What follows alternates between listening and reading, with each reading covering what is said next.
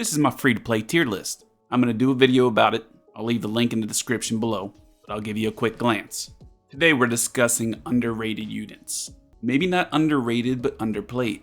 R units, SR units. While you're leveling your SSRs, which you are going to be limited in skill ups and dupes, SR units are very valuable, a little bit easier to max out. You can also max out 2 to 3 R units, and I'm going to give you the best 3 R units to do. So I'm going to talk about some underrated, overlooked heroes. I say heroes because I hate saying Animus, it's just whatever. First we're going to talk about the Fire R unit Kachi. Fire Kachi. Her third skill is an AoE. Once you hit level 4, it's a 100% chance to decrease the turn meter by 35%. There's also a chance after you max it out to have a 35% chance to stun. This is a huge skill. Now what really makes her shine, which I'll talk about later, is her second skill. This will give an ally a 100% turn meter, making them go next and giving them a 2-turn attack buff. This also reduces the cooldown of that hero's skill by 1 turn. Her first skill, kind of lackluster, only a 30% chance to decrease the turn meter, but still it has that chance. Why is she valuable? If speed tuned right, she is a top 5 support in the game on manual. If you think of something like Terra Matan, you're using Lian as your damage dealer, and with how much turn meter manipulation Lian has on her third skill, you can defense break the enemy, have Lian go, which then steals the turn meter and Lian can go again if it's speed tuned right. Then Kachi goes, Fire Kachi uses her second skill Lian goes again with an attack buff. Then you can throw in someone like Darthy the Wisher to do the exact same thing with a crit damage buff to Lian. Kachi and Darthy are actually a very good combo for literally every dungeon. Don't sleep on Fire Kachi. Another R unit to build Ashu. Ashu, whatever. People that know I don't know names. Ashu. Anyway, Sneezy over here can be used in Doki Doki. Third skill, AoE damage with a silence. I forgot to test this, but I'm pretty sure this works with the damage reduction in Doki Doki, because silence is technically a control debuff. However, but why he's also good for Doki Doki is he has 2 AoE skills. His second skill is an AoE as well, which applies a 3-turn dot at a 75% chance. And his first skill has a low chance of applying speed down. However, you build him as a speed damage dealer. If he has 200 speed, he gets a damage multiplier of 50%. If you don't have a great wind damage dealer, Sneezy is your guy. And the best R unit in the game, number 41. She is your Bernard of Summoner's War. Third skill grants all allies 35% turn meter and attack buff. That right there is huge. That's your AoE cleave team. Not only that though, her second skill, single target heal for 35% HP and a 3-turn heal over time. Not only that, her basic attack has a heal block chance. It's huge. She brings so much to the table as an R unit. The only problem with her is her base speed. Debatably, we could talk about other R units too. They have their uses. But let's move on to SRs. We're not going to talk about Marvel. Everybody knows Marvel. He's the best SR. We know Victor's good. We know our boy the Ting's good. We all know Sania. We all know Gray. We all know Kraken. We all know Dina. We all know Chaki the Echo. Obo is your dot man. I think we all know him.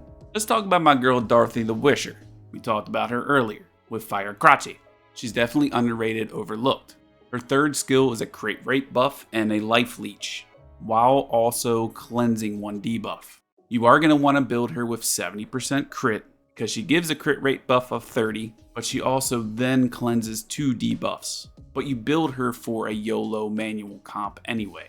Her second skill is what is important. Her second skill grants an ally 50% turn meter and also gives them a crit damage buff.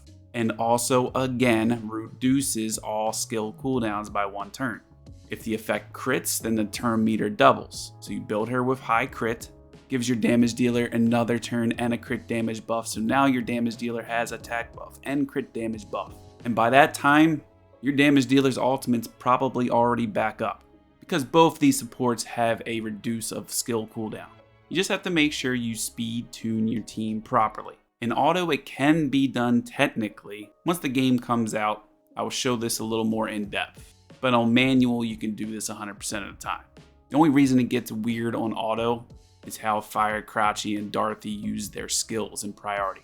Like I'm talking about SRs like Kachi the Guard, 115 base speed, 3rd skill 2-turn defense to all allies and a 1-turn immunity, and can also extend buffs. If your Kachi the Guard is faster than Marvel, Marvel ain't crap. But if you do look at my tier list, I have her lower on the A side because she's strictly technically for PvP. But there are some areas in PvE where you can use her. Let's talk about Viper. Viper's not really overrated, overlooked, but definitely can be used more. He has an AoE strip, he has AoE attack down, AoE speed down, and also a silence. He's going to be very useful PvP, he's going to be very useful in Aurora. RC-77, not a win unit, but can be used in Doki Doki. In one skill, he has a defense down, an attack down, and a chance to stun. Turn medium manipulation, chance to extend debuffs.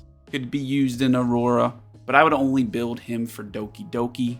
I can keep him at 3 stars, because the whole point of Doki Doki is just CCing them anyway. Yang, definitely underrated, overlooked. There's only one main problem with him though. He increases all allies' turn meters by 30% if he crits all 3 hits, and he also has a chance to remove buffs from the enemy. Huge in Aurora. But the problem is he uses his 2nd skill first, which gives a 2-turn attack buff and crit rate buff. He also increases his own turn meter when he crits on his basic attack. If we can select specific skills to use first on auto, that will be huge. But on manual, if you're trying to beat those high levels of Aurora on the manual, Yang would be your cheapest option. Not everyone has a Heinrich. Let's talk about Kazami. If you don't have Lily, she can be just as good as Lily, but the cheap version. A 3-turn speed up for your whole team, and reducing all skill cooldowns by 1. In speed tuning, you would want her to go last for obvious reasons. She can also remove 2 buffs from the enemy on her 2nd skill, and can reduce skill cooldowns of the target. She is your poor version of Lily and definitely use her in specific situations. Just remember with this video, there are better SSRs obviously. There's better SRs obviously. But these are people you should consider if you don't have the other option. I hope this video gives you some insight on some heroes that you may not have thought about. Or maybe some team comps you may not have thought about. Everyone is stuck in this auto mindset. You can play the game manually. And there's specific times you should. You can run a 10 continuous battle on something on auto, and then go manual 1 stage at a time on higher difficulties to get better gear so that you can auto things easier. If you ended up liking this video, make sure to hit that sub button and hit that bell dingy thing so you know when I post a video. I'll see you in the next one. Peace.